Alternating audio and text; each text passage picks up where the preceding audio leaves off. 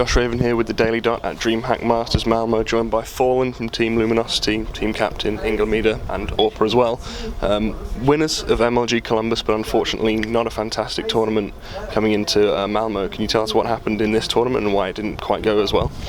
Hello everybody. I think this tournament we were not playing on our best performance. I mean, all the team and the players itself, like me personally, they did a good tournament. Too many individual mistakes, and I think that happened because we ourselves were preparing too much for the major. The tournaments before, our mindset was, let's keep going, we want to win this major, and when we won the major, I actually felt, okay, now we did our part, so let's chill down for a second. And it's not that we chill down, actually we went to a boot camp, but we are practicing like 5 or 6 or maybe 7 hours daily, but the practices were not being quality, you know. Even if we're trying ourselves, I think we're just too tired. So I don't think it was a smart decision for us to go to the boot camp. Now I think would be more interesting to just chill down and have some rest and mentally get back. But we did it with what we thought was good, and we actually got a pretty good opponent on Toledo. That's why we lost the BO3 as well. I mean, they surprised us. They're a good team, so it's both things. I think they had quality, and that's why they beat us, and we are not on the best for sure. Well, obviously winning the major is still a pretty good achievement anyway, regardless of the result here. And now, talking about obviously you last year coming into IEM Katowice, finishing top 8 was a very good performance. Now a year on, winning MLG Columbus, I mean, yeah. what is it for you that made you just kind of stick at it and keep going and just making sure that you and your team got to the top in the end? Yeah, I mean, every single step we did was kind of a learning experience since the Katowice tournament. Every single best of 1 and best of 3, every single new opponent we could beat, we're learning something, and the most important is every single defeat we're trying to learn something. So for us, if you guys are following us, you know how hard it was for us to get there. We had to give up on so many things, like give up some family, like leave our house, moved from another country.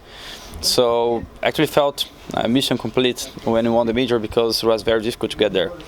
So just to point out that after winning, we start having new problems. It's the first time we win a big tournament, and we're not the first team to fail after winning something very big. Like if you look to the last major, you're gonna see Envious after Cluj. They also left on the group stage on the tournament after it. So this kind of shows that your team can go through some bad mindsets and stop doing things that was working.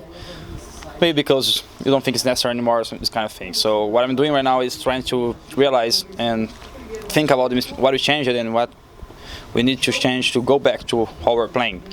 So it's pretty simple. I have been talking with my teammates already.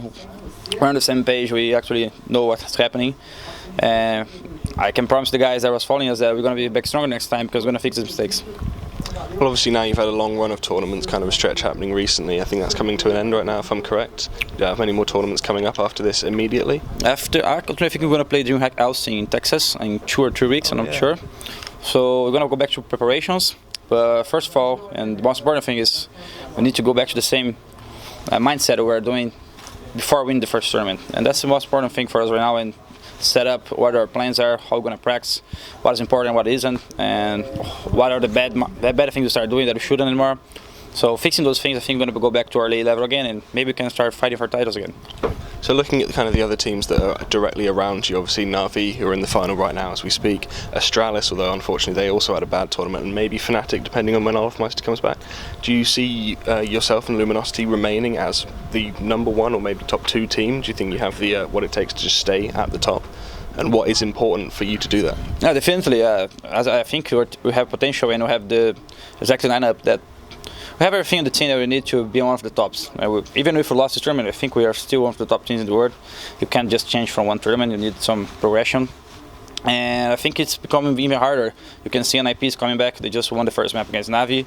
Na'Vi is always Na'Vi, they're always tough opponent. If Olafmeister comes back with Fnatic, it's going to be another opponent that we still need to prove and win against. Then it's one of the most tough opponents to play with. So the top 1 is very difficult to get. I think it still belongs to Fnatic. We need to prove more to get it. Any team that wants to get from there needs to be consistently better and win tournaments in a row to get it from Fnatic. So I think it's very stacked, and this is pretty cool for the community. You don't know who's going to win the next tournament, and I think that's great. Okay, well, I wish you good luck at DreamHack Austin in a few weeks' time, and thank you for joining us for the interview. Thank you so much, guys. And just to finish it, we're going to go back stronger to our practice and kept doing. We're gonna start doing the old things we're doing, and we know it works. And we're gonna go back stronger next tournament. Keep cheering, boys. Thank you.